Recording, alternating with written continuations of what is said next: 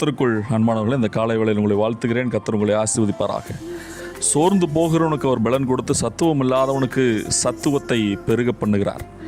இளைஞர் இளைப்படைந்து சோர்ந்து போவார்கள், வாலிபரும் இடறி விழுவார்கள்.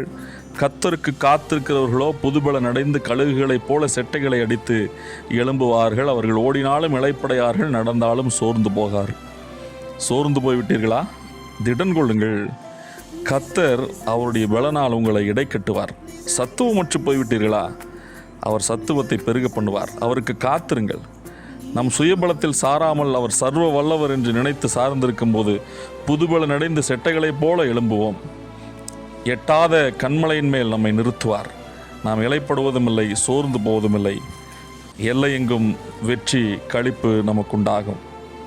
உனக்கு இருக்கும் இந்த பலத்தோட போ, உன்னை அனுப்புகிறவர் நான் அல்லவா? ஆமேன், ஆமேன்.